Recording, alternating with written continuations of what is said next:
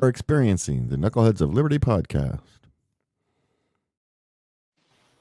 Welcome to the Knuckleheads of Liberty. It is May 22nd, 2023. And again, welcome to the Knuckleheads of Liberty, where we bring you the people and the organizations that are fighting for liberty around the country and in your neighborhood. And I'd like to apologize today. We had a guest set up, but the guest was not able to make it. So we are ad-libbing this week and grabbing a few topics in the news that we're going to share with you and give you our take on it. So before we do that, though, let me introduce you to our panel. In our lower left-hand panel, we have Leon, the word Brathwaite, last word in Liberty. He is a retired engineer in the state of California. In our lower right-hand corner, we have our screaming eagle of freedom, Tim Everett. He is a pilot in the state of California. My name's Jason McPhee, and I'll be your host today. So the big news, and James, maybe we could bring this up, is a Wall Street Journal article here, the Durham report. Everybody's talking about it and huge implications. That was released last week. Even though they did not recommend that anybody go to jail, or they did not recommend prosecution, rather, I have some suspicions about why, but we'll get into that after we start discussing it. But what it did show is that the FBI completely abused its power in this in investigating Donald Trump. It was saying they really didn't have any good reasons to suspect that there was a Russian collusion conspiracy that he was tied into, and that appeared to have been just manufactured by Hillary Clinton's campaign. And yet they pursued it doggedly, even though there were some voices within the FBI kind of questioning whether or not they should be doing that. And the crazy thing is that apparently they're showing that even Obama and Clapper were in on this. They knew that this was just a junk allegation. The whole time the media was screaming that Trump was a Russian asset and that he was working for Putin. The whole time they knew that this is just some garbage that was generated by Hillary as an attack, and it was mainly to divert attention from her email scandal. So all of this going back to the email server issue, and just a way for Hillary to divert from that. I think it was a little deeper than that, but we'll go into that. Sure. And then the other part of this, too, is that what Durham is also showing is that they had a lot more evidence to go after Hillary. And they decided to drop it, apparently for political reasons, just to go after Trump, because everybody just thought, well, Trump is just an existential threat, right? So, you know, he's crazy. We can't leave him in office. We got to go after him. So that was kind of their thinking. But all that and this report that all these different people and all these different organizations are saying is a, I guess, a real threat to our system. And then here we have this is just one example of the liberal press, where the Atlantic, and they're just calling it a flop, and you see this in quite a few of the places, like the New York Times saying that that Republicans are just drawing their own conclusions when the conclusions are clearly laid out in the Durham report of what they thought. Yes. So, this is, and I saw Alan Dershowitz has a podcast, and I watched him talk about it, and he absolutely skewered the New York Times on this, because he said, look, the conclusions are all there. They're not making up their own conclusions. They're just reading what Durham said. And so it just appears we are in an echo chamber. But let me kick this to you guys. I mean, what does this mean for our society going forward if we cannot trust the FBI and the people who are in charge? Well, I guess if I can continue with my thought and let Leon have a break for a minute. It was, I'll never forget the quote from Jim Brennan when he talked about this Russiagate thing, and admitted that it was in reference to Trump to hem him in and just have this cloud of you can't trust Trump. So any ideas that he had, which he voiced he was going to have regarding pulling out of Afghanistan and all those military industrial complex feeding sorties elsewhere in the world. He wanted to nip that in the bud by getting Trump's credibility killed off. So I think that was, it's one thing for everybody knows the Hillary campaign wants to beat their opposition, whoever it is. And so there's their motivation. But when you come to the FBI, you've got to have they have to have their own motivation to go after somebody. And, as completely banana republic-ish that this all is, and as wrong as it is, I think you have to look at the motivation of the agency that's behind this whole faux news here of this Russiagate hoax. So their motivation was to hem Trump in, and to prevent him from pulling out of Afghanistan or reducing in any way the footprint of the American military across the world, and in any capacity. And that was their vested interest, I think. And so I think that's important. Yeah, there's a scary thing about this Durham report that I find okay. And I think this Durham report clearly states, without using the words, that we have a fourth branch of government. And that branch of government is embedded in the bureaucracy of the federal government. That it includes the FBI, it includes the CIA, who now think that they can make the choice of who should our elected leaders be. Now, I want you all to think very carefully about this. Look at what have happened to Donald Trump. Okay? So Trump came along, and the minute he stepped down that elevator in New York City, we found out, quote unquote, he's a Russian asset. They started to investigate him. He was twice impeached. The first one was clearly bogus. The second one, you could probably make an argument about it. We had this whole Russia hoax going on. We had the Mueller report, which was a cover-up for the Russia hoax.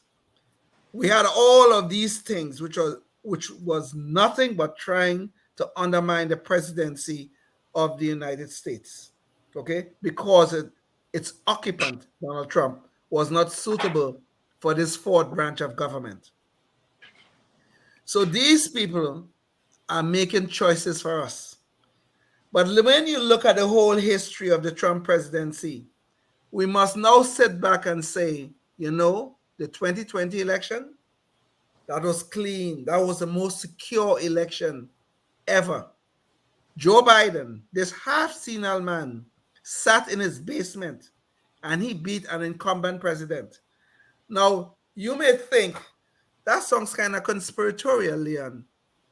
But how did that happen?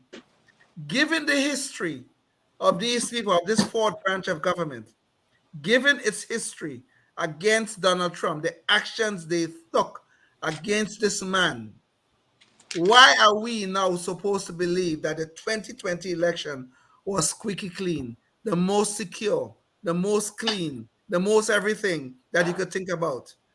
Why are we supposed to believe that? These people, the FBI and the CIA, was putting their fingers on the scale to make sure that that man was destroyed.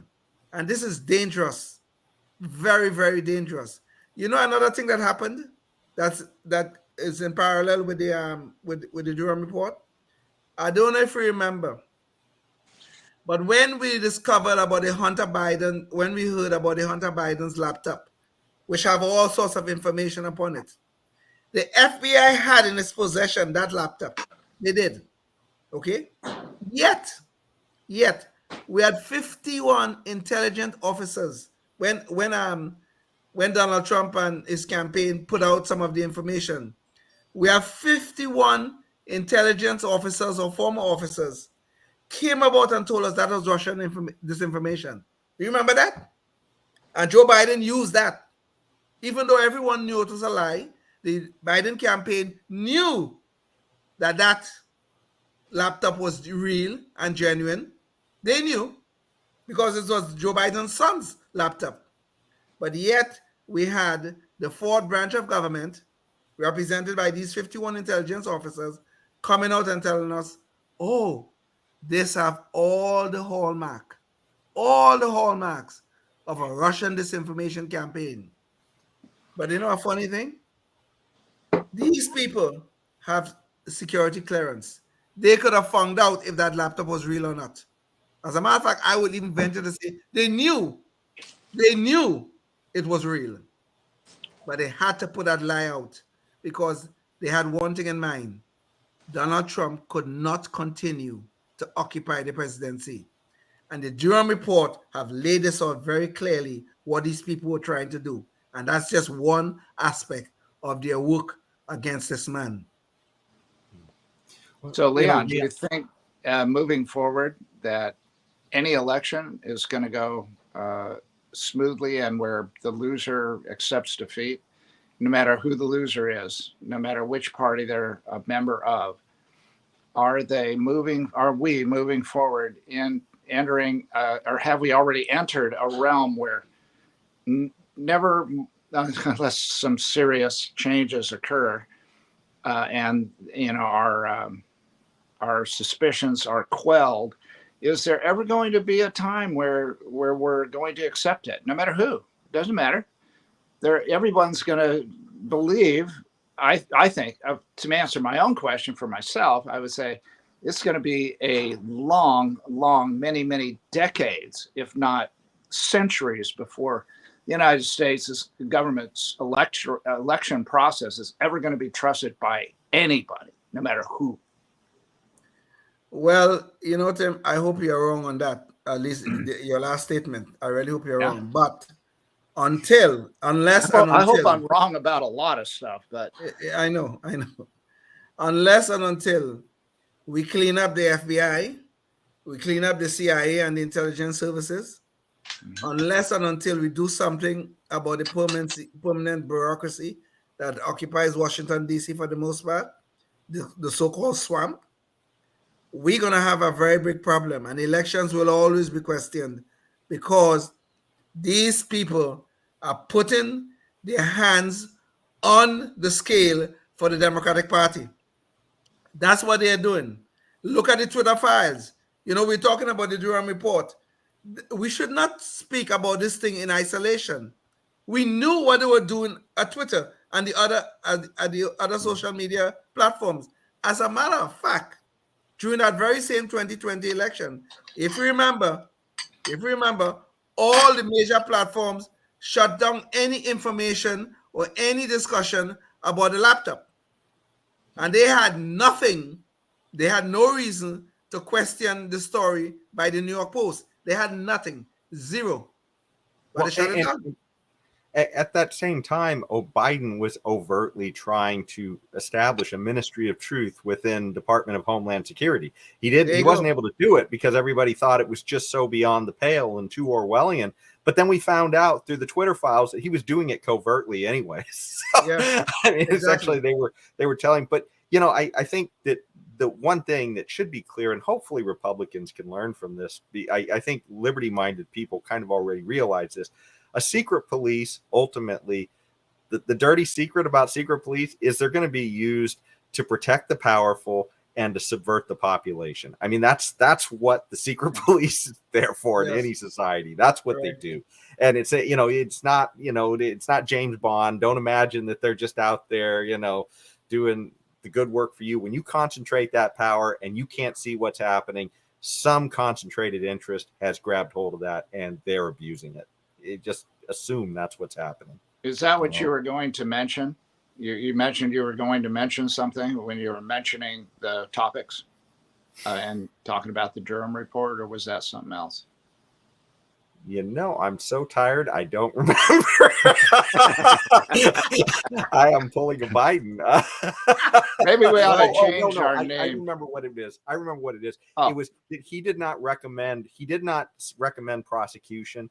And what I am assuming could be two reasons. One, either he just doesn't want to drag the country any further. Maybe he's hoping that, people will come to their senses and fix things. Or two, he doesn't think this Justice Department will do anything about it, right? I mean, if he puts it out there, this Justice Department may just kill it, right? I mean, they may find a way to squash it, because there's already been one guy he tried to prosecute, Durham, two. Okay, and they had to go through DC, and of course it's an mission impossible to get anything through over there. So against the Democrats. So if you're against the orange man, doesn't matter what you do. Apparently, that's the way the law is apparently right now. Right. So, yeah. As long as you're against the mean tweeter, you're okay. You can do whatever you want. You have carte blanche. You have a license to kill. You're James Bond if you're against Trump. Which I mean, I'm against Trump, but it's like, I want a fair playing field. I want people to talk about this stuff. I want people's votes to count and all that kind of stuff, even if I don't like the guy. It's not about that. It's about the principles. And this is the problem. And I think we ought to disband the FBI. First of all, I think it's unconstitutional for the federal government to have its own private little police force. And look how quickly it became the Gestapo. And now it's just the Gestapo. Disband it, completely get rid of it. I mean, you could probably get rid of 90% of these alphabet soup bull. Oops, almost said it, but I held myself back.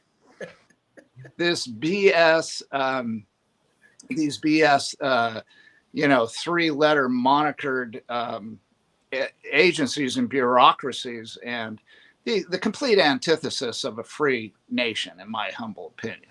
And that includes the whole education department as well, and especially them, because they're dumb as rocks. Anyway, there we are. But you see, this is what is happening. This fourth branch of government is becoming so bloated. It's becoming so large. It's growing. It's touching every aspect of our lives. And what is happening in the process as they expand their power and their roles in our lives, what do you think is happening? Our liberties are being squashed. Yeah. That's what's happening. Well, and the corruption that's going on in Washington, D.C. right now, it extends, I believe, to the judicial branch of government. Because if you remember, during the Mueller report, when Mueller was doing his investigation, they prosecuted several people for lying to the federal prosecutors or whatever. I mean, and if you look at the statements that these people made, it was some innocuous statement that you could probably question its truthfulness and all that kind of stuff. You really could, but they were not able to find a single crime that was committed prior to the beginning of the whole Mueller investigation. Not a single one. Nobody was prosecuted for any Russia collusion or anything like that. Everything was process crimes. It was somebody made some statement that didn't sound right, and they went with it. Even one guy, a couple of guys ended up serving time in prison and that kind of stuff, like 2 weeks and things like that. But when you came to the Durham investigation, look at what happened. This guy who was working for the Hillary Clinton campaign lied to the FBI and told them he was not working for anyone. He was not working for anyone, even though Durham presented a billing statement that showed that he charged Hillary Clinton campaign for his time. He charged them. He billed them. You know what? They found him not guilty. Somehow or the other, magically, this guy was found not guilty. That's Michael Sussman, I think his name was. Then they tried to prosecute the other one, Denchenko or some kind of stuff like that. He's an American citizen, but I think of Russian extraction. They tried to prosecute him. Not guilty also. Amazingly, you look like during the Mueller investigation, oh boy, they were prosecuting people and getting guilty verdicts like nothing. But look at what Durham tried twice and failed twice. He did get some guy to plead guilty, but he was just given a little slap on the wrist, and that's all it was.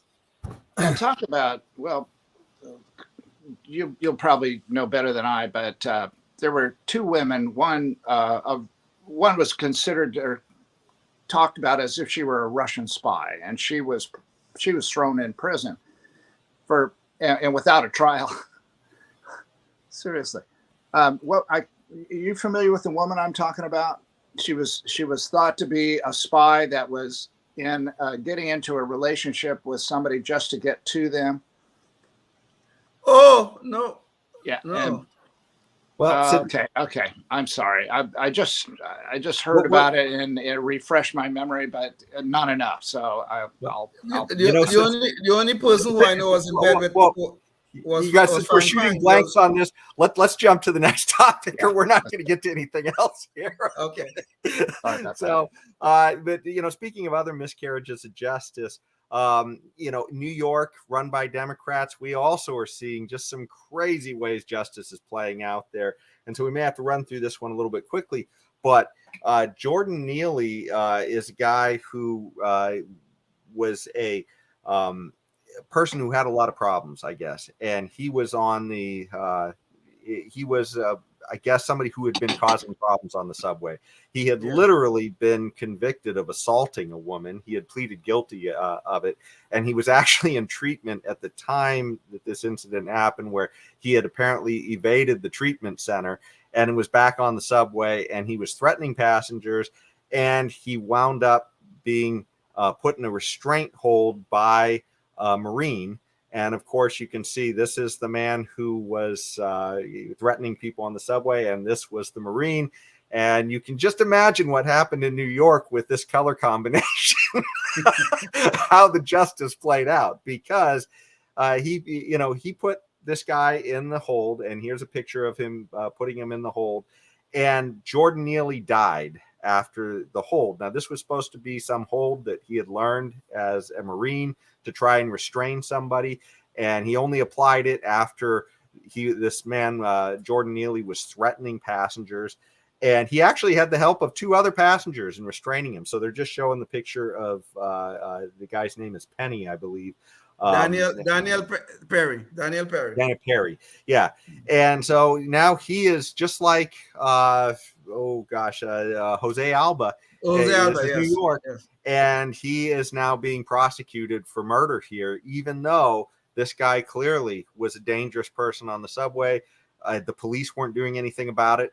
It's New York. And so this is what happened, right? I mean, citizens had to take the law into their own hands to protect themselves. And at this point, he's being charged now with homicide at this point. And it's funny too, because already just because you see the color combination, already accusations that Jordan Neely Daniel Penny is a white supremacist, and the crazy thing too is, look at the way the media has played this up. Almost every picture you see of this guy is they talk about he was just a street performer. This is CNN here. Jordan Neely, street artist who died from chokehold on New York City subway, mourned at funeral in Harlem. They don't talk about anything about all of the assaults he'd been involved in. Yes. Right? I mean, this is just some guy who was a street performer. He was a Michael Jackson impersonator, and therefore, we have no idea what happened to him. And I tell you, it's just crazy. Everything is about melanin. That's the whole justice system in New York. What do you guys think about this? I mean, it's kind of frightening when you think about it. First of all, private citizens now have to defend themselves because the police can't do anything nowadays. And now now we are putting into this combustible mix this issue of race, this issue of identity politics. That every time we see something bad happen to a black person, and I'm not going to use the word person of color, that term is so disgusting, it's unbelievable. But every time we see something happen to a black person in America nowadays, something bad happen to a black person, it has to be racism. It could not be anything else. It could not be the person was acting inappropriately or acting criminally. It could not be any of that. It has to be some act of racism. Now, this guy on the train, the vet, I think is Daniel Perry was his name. Daniel Penny. Yeah. Penny. Okay, Daniel Penny was on the train, minding his own business. This guy walks onto the train and starts threatening people. Threatening. Okay, talking about taking a bullet for any one of you guys if after I F you guys up and all this sort of things, according to what was reported. And this guy acted to protect himself and the other passengers on the train. And you know what we get for it? This guy is now charged, just like he did to Jose Alba. Well, Jose Alba was finally they dropped the charges in the case of Jose Alba.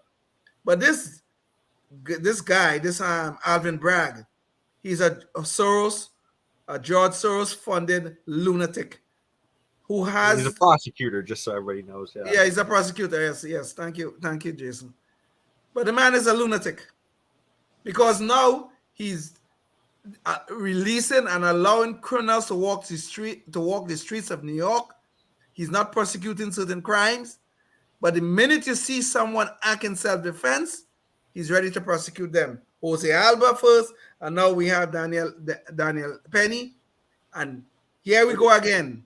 Is he the same prosecutor on the Alba case? Yes. Oh. His office is. Same jurisdiction. Well, I think he's going to be batting 1,000 in the number of cases he loses, just like Jose Alba. I think the Marine is going to get completely exonerated as justifiable homicide under the self-defense laws, because, it looks to me, hey, it doesn't matter if he accidentally kills them or any other thing. None of that matters when his defense was self-defense. In other words, he had fear for his life or the lives of others, or great bodily harm. You don't even have to lose your life. You have to have only fear of it that a normal person would be expected to have. And when a guy comes onto a train like that, especially with this guy's history. So what I'm saying, it's unfortunate that they have to put this young man through all this rigmarole to defend his life and his career and everything else moving forward. But I think he will prevail. And I hope he gets some good representation, either from, I don't know, I guess the Marine Corps can't do anything about it, but I hope people will get him a good attorney to defend himself. Yeah. We're just about out of time here, so I'm going to run real quick. This kind of caps it off. New York, James, can you pull it up real quick? Talk about craziness in the laws there. They're literally from the not to be. They're looking at resource kiosks to help deal with crime there. So they're literally talking about putting kiosks in the stores to help shoplifters understand they have resources to help them deal with crime so that they don't commit crime. That's what they're doing in New York. That's why things are so crazy in New York.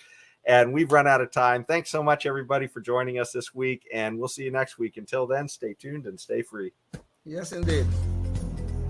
Life, liberty, and the pursuit of happiness, always and forever. Thank you for listening to the Knuckleheads of Liberty podcast. Find us on Facebook, Rumble, YouTube, your favorite podcast network, and at knuckleheadsofliberty.com.